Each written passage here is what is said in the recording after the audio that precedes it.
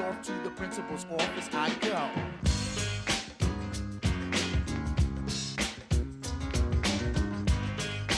Yo, you think this is bad? Wait till I get my report card.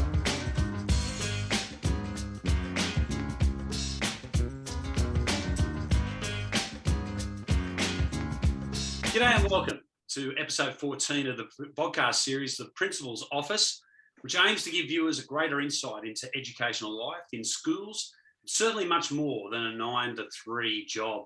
I'm Matt Lewis, I'm your host today, and I'm very, very fortunate to have two members of an amazing school, Campsie Public School. With me today is Principal Berlinda Cook and Deputy Principal Sarah Jones. Thank you guys for joining us today and welcome. It's certainly great to have you guys on. We know the Campsie Public School is just, I don't want to say the word, but exploding with, just tremendous programs, goodwill, good feeling, wonderful work for students and a wonderful school community that works in tandem with the teaching staff. It's just going so well over there, and it's great to have you on an episode of the Principal's Office. To get us started today, what I like to ask our panellists is just a funny story that they've had in education so far, because it's, it's serious work, what we do, but we get a lot of fun out of it sometimes, and there are certain stories that stick in our mind. Berlinda, have you got a funny story from the past that you'd like to share? Look, yes, I have one to share. I don't know how funny it is. It's probably the joke's a little bit on me. But when I started the principalship at Canterbury Public School, in the first week that I was there, I kept running into a student, and I thought, oh, God, that student's familiar. God, I feel like I know that student. I've met them before. Just an incredible familiarity. But sort of, the week went past where I had that thought, but thought nothing of it after that. And that weekend, turned up to my daughter's netball game, and of course that daughter and her parent are in my daughter's netball team. Oh. So, I know, no wonder, that's where I know her from. But out of context, I just couldn't get it. Yeah, and that happens to us, doesn't it? But I'm sure that that child was feeling a little bit abandoned, maybe at school. I don't know, but isn't that true though? We see so many kids in different contexts, and coaching is just another thing that we do on the sideline. On virtual. I wasn't the coach. I was just a coach. I was not a parent. Oh, okay. I mean, it would be really bad if I was the coach. So many teachers and our pre-service teachers listening or watching in will know that, will get to know that when someone finds out you're a teacher in amongst that weekend setting for coaching a particular sporting team, all of a sudden, you are the person for the job. You can coach our children type of thing. So it sort of never leaves the work ethic, does it? It's all over the place for us. But all good. Sarah, we've known each other for a long time through rugby. Yep. And whatnot, through your son and whatnot. So good to have you on the show too. Have you got a funny story from education?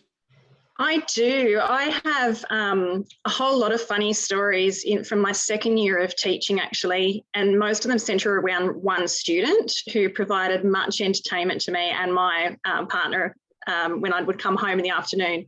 But one of the stories about Terry was when he had created this little polyhedron on his desk out of the little click together 2D shapes.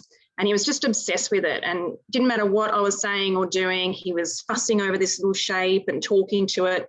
And I finally got sick of it and picked it up and put it on my desk. And he went into an absolute panic and, wanted it back. And no, not now, at the end of the day. And he just fussed over it and fussed over it. So later that day, I'm sitting at lunch and going over some work, and out of the corner of my eye, I saw something move. And I thought, what is that? And I've looked across to this little shape on my desk, and it looked like this little string sticking out of it. And I've looked closer and realised, no, they're not strings, they're antenna. And the little shape Terry had created was actually a home for his pet cockroach, which was why he was so attached to it.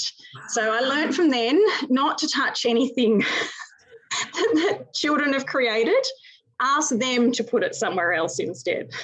Wow. And if it was over, that would have been really, really hard, wouldn't it? Like, oh no, I touched that and it's got cockroach germs all over it. But wow. Yep. Okay. Making homes with cockroaches. Yeah. Yep. I haven't heard that one before. Mm. The things that kids do. Wow. Terry did lots of them. Very, very good. Very good. All right. Let's talk about use of data and assessment. And I was very fortunate to come along to your school and be taken through your external validation. And I felt as though that your school in particular are very always inward looking, you know what I mean? And looking at what you can do better. And I found that your sources of data and where you went to find different information about your school was unreal. Like you weren't particularly sold on what you were doing. It was like, we need to get even better. And to get better, we need an external source to tell us what's working for us, but also what's not working for us, okay? But it was not only that, but it was the use of data that the teachers were using within their classrooms as well, and your executive were using. I found it all to be very, very informative. But there are two types of assessment, formative and summative. Would you like to give us a brief understanding of what these mean in your school's context, and what effect does this understanding have within your teams within the school and assessing data with regards to improvement? Feel Big free to question, start. Sorry. I would like to start. Look, from the, I suppose just to set the scene, whatever we are doing with students, we're also doing with ourselves. So, and we're trying to have that perspective in pretty much whatever we do. So if we, as it say, the formative assessment practices, all of those little things that we're doing before we go into learning to understand where students are at or where they, you know, might be headed, be that, you know, the brainstorm or the questioning or the pre-assessment task, to determine what a goal is or what the students need to know. We're also doing that for ourselves. So that's one thing that I think the beginning teacher needs to think about, is how are they applying these same principles to their practice. So those guiding questions for assessment about what do I need to know? Where do I need to head? How will I know when I get there? These are the, you know, these are the types of questions. How will, you know, the teacher or the student know when they have arrived? I suppose all of those types of questions, we also want teachers to be asking themselves as well, and leaders to be asking themselves. We covered that in an earlier episode, that you know, when we talk about our practice, that's not a personal thing. It's a way in which we can talk to you as a pre-service teacher of how you can improve your practice to get better in front of those students. We care about you as a teacher, and we don't want you to be upset, but these are the necessary things that we need, the steps we need to take to ensure that our practice is really, really good in front of those kids. Yeah, exactly. Actually, I was wondering whether Sarah might like to talk a little bit about the history of Campsie in this. Actually, Sarah and I haven't had a conversation about how we would approach this, which we should have had maybe on reflection. But formative assessment was a huge emphasis of our previous school plan. So everything that we might be working on now is because of all of the you know, improvement measures that came before that. So I don't know, Sarah, if you want to set that up. Yeah, so I suppose formative assessment became a real focus because we realised that it wasn't happening consistently across the school. Some people had great practice and other people just hadn't had the opportunity to learn that yet. And so we set about, you know, really focusing on that formative assessment in terms of it being a way of identifying our starting point. So we don't want to waste our time as teachers. We don't want to waste our students' time. We can't be teaching them things they already know and they can already do. So we need to know what they can already do and what they already know before we even start planning our teaching. So that was number one. The other aspect of it was we need that formative assessment to then differentiate that planning, to know which students are slightly ahead, which ones need some more support.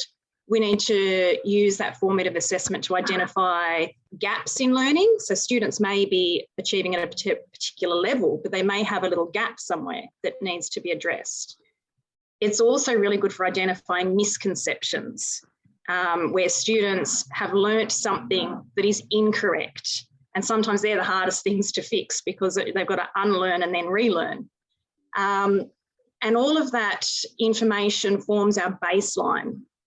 And going back to that idea of what you're talking about, Matt, the improvement, if we don't have a baseline, how do we know if we've improved? How do we know our students have improved? How do we know our teaching has been effective? How do we know we've done the job that we set out to achieve? And so that idea of collecting that baseline data was really important for us to be able to know that we're doing the job we need to as teachers. Yeah, and assess at the end of it just how far you may have gone. So really good to hear that, Sarah. Berlinda, you were going to jump in? I was just going to say that's something that establishing that baseline has been a huge body of work that we have done in the past 3 years and still doing. Because teachers, I've heard teachers in the past say, oh, but I know my students. And why do I need to, send in my data so that we get a picture of the whole class or the whole stage? Why is that necessary? I know my students. And we did that as a little bit of an experiment at Campsie to see, let's see how well do we really know our students? Because that's just that gut and that professional instinct. It is valid. No one's saying it's not valid, but it needs to be incorporated with other sources of data so that we get the whole picture. So we triangulate our gut with the formative assessment practices that we have in place, the summative, and the full picture of the child, because their academic results are one part of the picture. And we need to look at that alongside their behaviour data, their attendance data, their social, emotional, we're spoilt for choice in data sources. So that was a really great experiment that we did at Campsie, where we identified the sources of data that we were going to get a big picture of, and identify if any students came up as having, needs that we didn't already know about, that our gut had not already told us. And the result of that experiment was students did rise to the surface that we didn't previously realise. That's exactly right. And look, we learn to trust our gut in certain circumstances with education, but when we're talking about children's improvement, we need to prove that. And the data tells us what it is. There are some of our kids that, I don't know, back in the 90s would have been just considered middle children because they didn't really stand out in the classroom. They just worked hard and under the radar and those sorts of things. But, the proof is in the pudding. And when we actually test those children, they're a lot higher than what we may have thought the case at the particular time. So gut is it's a good source of information for us, the gut, because when we're experienced, we get to feel what needs to be done. But when it comes to data and when it comes to reporting on that data, we need to be able to prove it. You're absolutely right. And we said it a lot already. So data is a well-used term throughout the department at the moment, particularly when it comes to strategic improvement plans, which is what we're all going through now. It's a 4-year process. What are you seeking from teachers and or teams as far as data is concerned? Look, when I first thought of this, I thought I might provide you with an answer that you might not necessarily be expecting. And I think one of the things that I'm really seeking from not only teachers, the leadership team, anyone that's partnering with us in this education journey with children, is I think being open to learning, being open to trialing and practicing new things in groups. Because just like we did that little experiment about, let's find a pattern or look for patterns in our student cohort and see what we find. And we did find things. If teachers are not open to giving things a go, and actually I just brought along with me today just the amount of reading we have done as a leadership team on this topic, and it's absolutely significant. And I didn't even bring all of them. You won't be able to see it because I've got the background on, but we've read student-centered leadership, reducing change to increase improvement, clarity, putting faces on the data, leadership mindsets, collaborative professionalism, collective efficacy, driving school improvement. Like, we've asked teachers to invest in their own learning. Don't think that you know it all about, I don't know it all. Sarah and I don't know it all. As the senior leaders, the most experienced leaders in the school, we don't know it all. So unless we're open to new learning, that's what we're asking of teachers. We're not asking them to have exemplary practice in data and assessment, analysis, anything like that. We're asking them to be open to learning.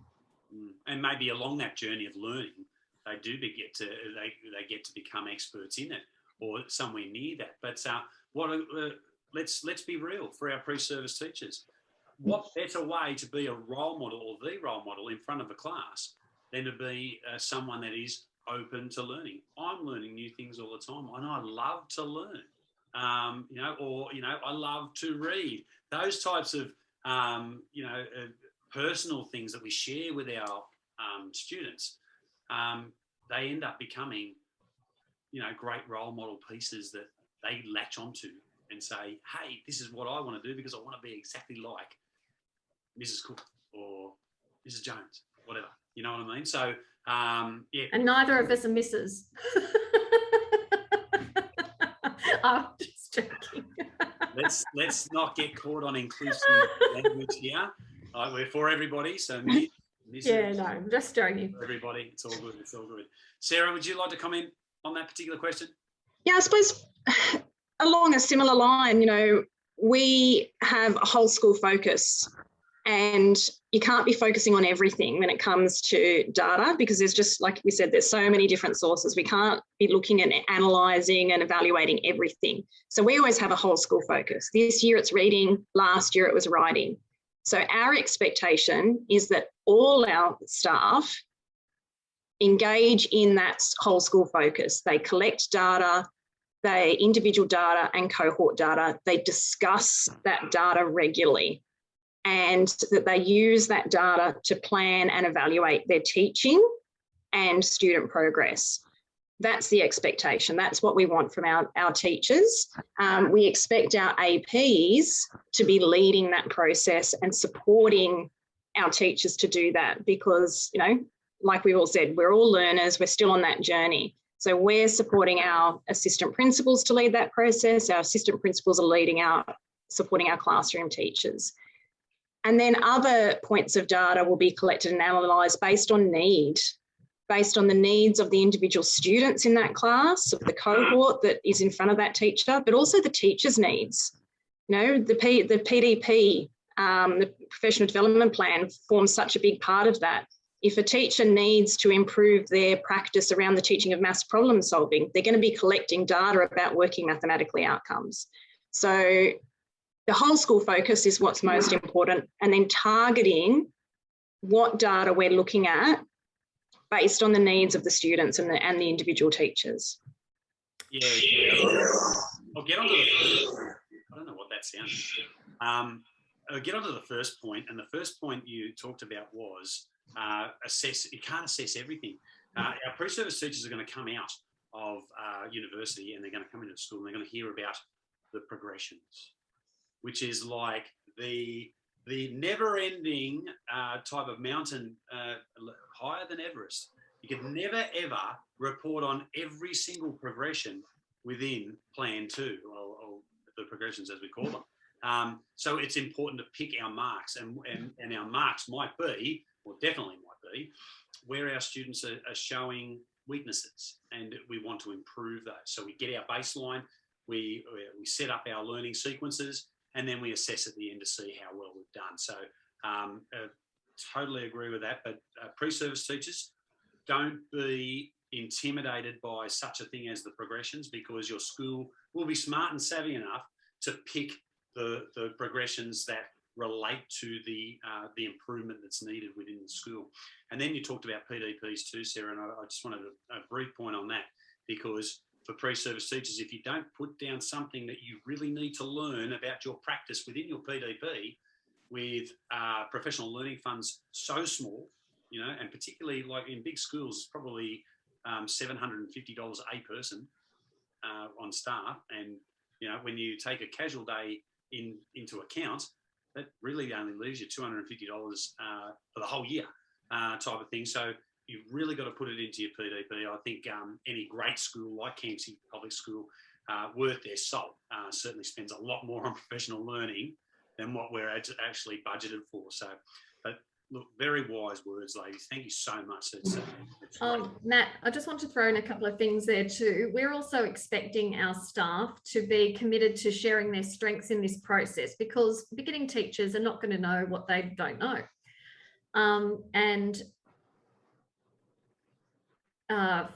Sorry, lost my train of thought there for a second. But when we're establishing that baseline, or even to get to our whole school focus, that's not being pulled out of the air. That's been based on an analysis of school strengths and school's area for development. But likewise, we ask our teams to do that when they've triangulated all of that baseline data to see what are the patterns in their cohort. Because from year to year, needs will be different. And we expect our staff to partner with parents in gathering that information, and also working together as a stage to make the improvements that the stage needs to, so that those students go forward in that particular area of, you know, need. And similarly, look to themselves to say, well, okay, if this is our students' need in writing, they need to improve their skills in problem solving or spelling or whatever it's been identified, that they also look inward at themselves and assess their strengths in relation to that particular student need, and do some professional learning as a team or inquiry as a team, so that they can all share the learning and develop strategies and evaluate and reflect and make improvements as a team. Yeah, and look, great point, because that sort of segues into our next question, in that there has to be ownership at a class level to collect, collate, assess data by each teacher, and within that, look at their own strengths, and if they're not quite up to speed with whatever's happening, seek out that assistance from people within their team or their supervisor. How does this happen in your school? Like, so we talk about, you know, talking together. What is it? How do we get that collegial discussion happening within your school? It's been a big journey for us in the last couple of years. That's, you know, this is something that we have, we've really struggled through, and we've learnt a lot in the process, and I think we've made a lot of ground. And so for me, I think the things that we learnt is that the data has to be used. It has to be, the collection and analysis of the data has to be part of the work, not additional work. It needs to be visible and it needs to be celebrated. So to me, I think there's sort of the 4 key things that we've learnt along the way. So making sure that we're not collecting data for the sake of data. We're using that data straight away. It's used for planning, and that's done as a team. It's not additional work. So finding ways to make the collection of data and the analysis of data part of our work and not an extra thing. So changing the way we do things rather than adding on something new. So that might be as simple as, having your iPad with you while you're doing your reading group. So you're putting the data straight into Alan or Plan 2 at the time, rather than having to go and sit down afterwards and enter data. Making it visible. So whether that's, data walls, whether it's just the fact that it's in conversation all the time and people are talking about it in the staff room, or whether it's because it's linked to your PDP and you're having regular conversations with your supervisor and mentors and colleagues around that. And the celebration has been huge as well, celebrating the success that we have as a result of the collection and analysis and use of that data. And we've tried to be very, I think that's me, is it? I don't know, it happened to me as well. I've got a bit of a feedback. Yes, we've tried to make the processes around this, and we've developed these processes collectively. So it's not been a top down. It's in fact, the inverted triangle here, we've developed them together. Processes that are very similar. So the learning and support team processes come from, classroom teacher to stage team, up to the learning support team, and then there's other avenues for support from there, including the case management, which has been another wonderful, experiment or trial that we've participated in, that in fact taught Sarah and I both a lesson as well, because we already thought Campsie's got a wonderful learning support team processes. How could this case management potentially strengthen that? We thought, we'll give it a go, and we found that it significantly strengthened what we were doing, and students that teachers from their very mouth said that they wouldn't have necessarily invested any specific intervention in particular children that they had brought now to case management, and what a difference it had made to their learning when previously those children wouldn't have been identified. Definitely. But the process is all around, and can call it a number of different things. For this purpose of this conversation, we'll call it the teaching and learning cycle.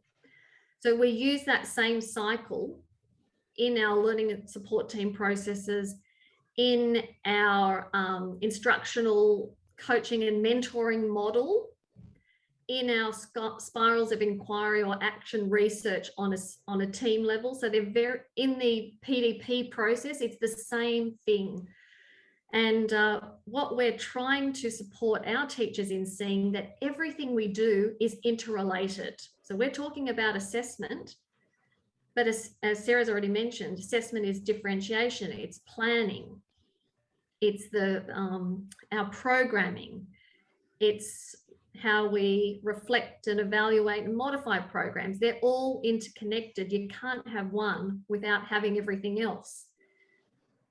Yeah, without a doubt. And like Sarah said as well, the celebration of the improvement. And this is where we've come as a school, and how great is it? Your hard work to the staff and everybody, look, well done. I'm so proud of the work we're doing.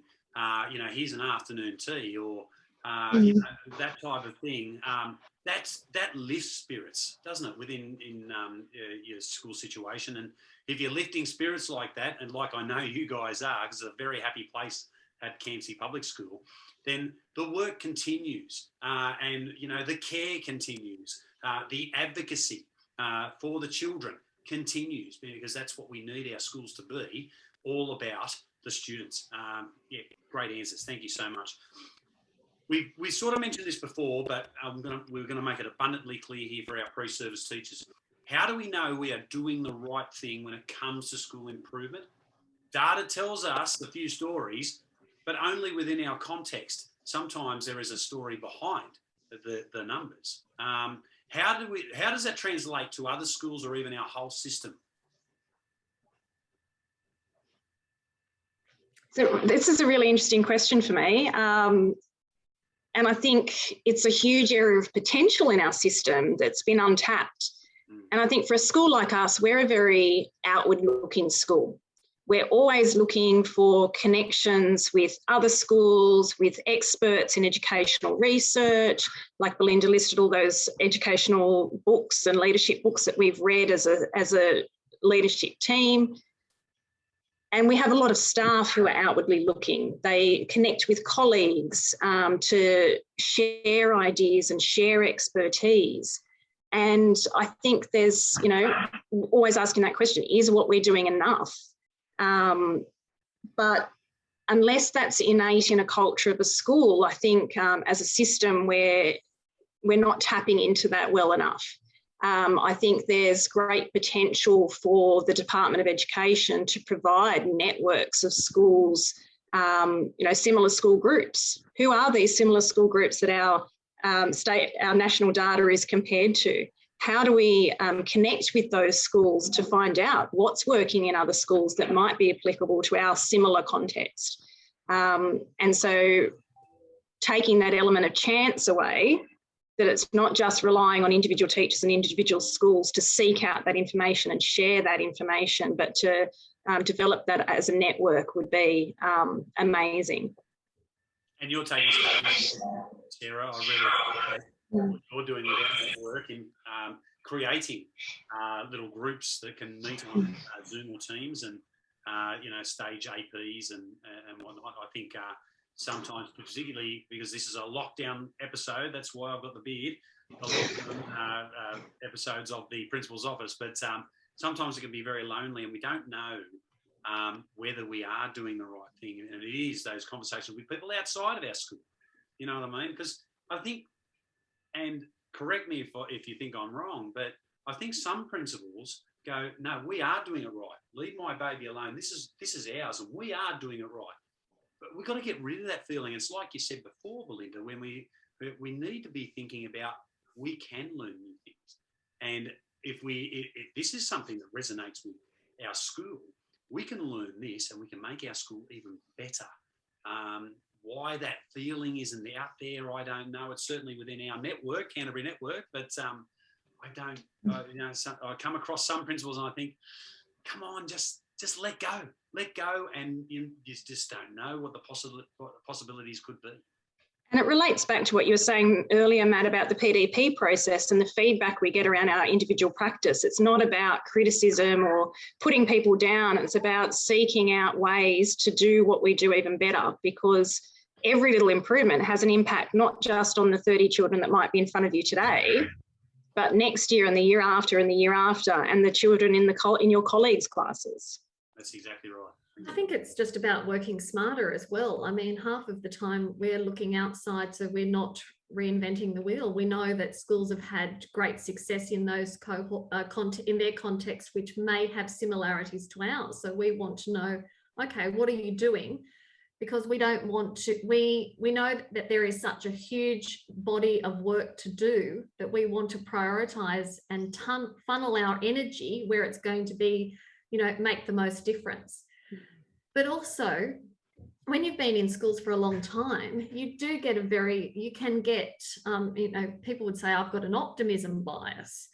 I can very easily see the good in everything. And so if that's your tendency, you need to step outside of that to get new information. And if you want your school to be the best, and your students to have the best chance and your staff to have the best chance, and you know yourself well as a leader, you have to look outside yourself, because otherwise you won't be giving your school the best. And I was thinking of other biases, that familiarity. Sarah and I are always surprised, because we think what we do as a school community at Campsie is what everyone does, because it seems normal and it seems right and just best practice, I'm saying best practice, but there's always a better practice, because you never arrive. But we are sometimes surprised that not every school does what we think are very common practices. Yeah, exactly. And, I'd like to see a return of the lead meetings. I think they were a really good forum for excellent school practice, and certainly the ones I had attended only a few years ago, I learned something out of every one of those, you know what I mean? I think sometimes we just need to seek out schools that we know challenge those boundaries or step out of the comfort zone, because, we can't We can't get comfortable in what we do. Our students are never, ever the same year to year. And they're going to present different challenges or different ways of learning. And we've got to be ready for that as a force, as a teaching force right across the system. But I also know the Campsie Public School's doing that. So it is a wonderful place to visit, I've got to say, ladies. And I've really enjoyed talking to you this afternoon. But now I'm going to take you completely out of your comfort zone. Because with the emails today, I'm not so sure you guys are up for the song challenge. The song challenge is something I do at the end of each episode. Well, we don't want to disappoint you. This is a thing. Won't be We're very smart, intelligent women, but this is not our forte. Well, you know, like I have to implement a little bit of my personality, and you know, I love music and whatnot. But it's high stakes. It's almost playing for sheep stations because I've got two Minties that they're virtual now, but they will come by your school when the time is right in our COVID situation. But two Minties because we have two things to guess. All right. I'm going to read out the words, but you have to guess the song and the artist. Okay. I'm not going to implement any tune. I'm not going to sing these. All right. You're just going to have to do your best. All right. Now, I have chosen a very popular song that I think you both will know. All right. So don't think too hard or get too anxious about it because I'm sure it'll just come to you. All right. Particularly in the second line. Are you ready?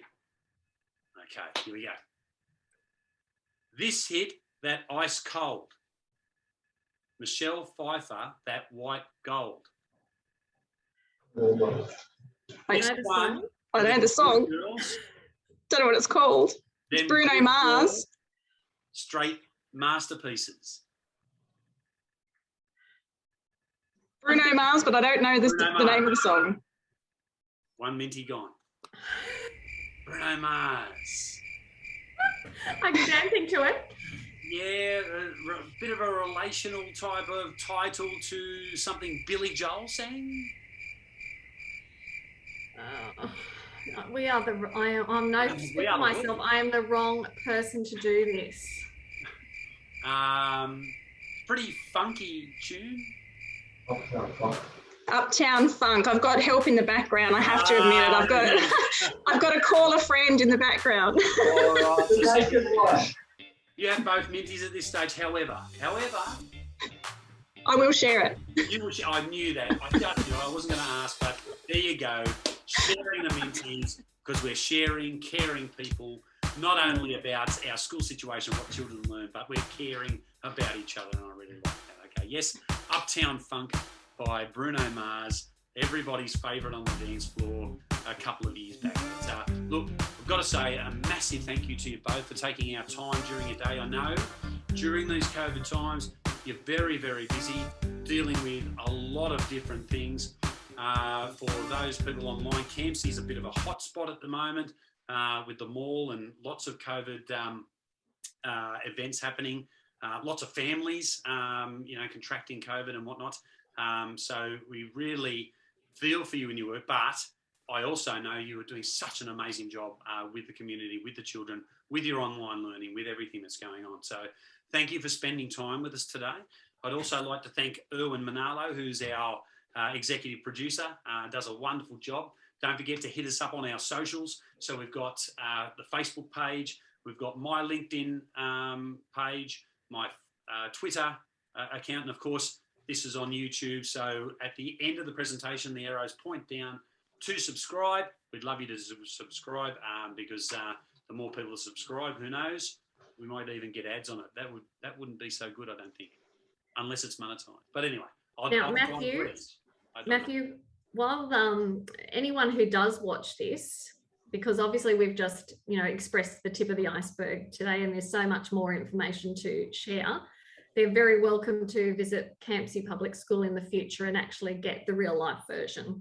Well, that's unreal. That's unreal. That's the first time in 14 episodes that someone said, you're welcome to come and visit our school. Well, that just sums up everything about Campsie Public School for mine. So just a wonderful place to visit. And you ladies are really leading it so well. Thank you for joining us today. Thank you for watching to our audience out there. Hope you enjoy the day or the time that you're actually in when you're watching this. But another COVID episode or online episode of the Principal's Office. Thanks, ladies. Thank you. Thank you. It's off to the principal's office you go.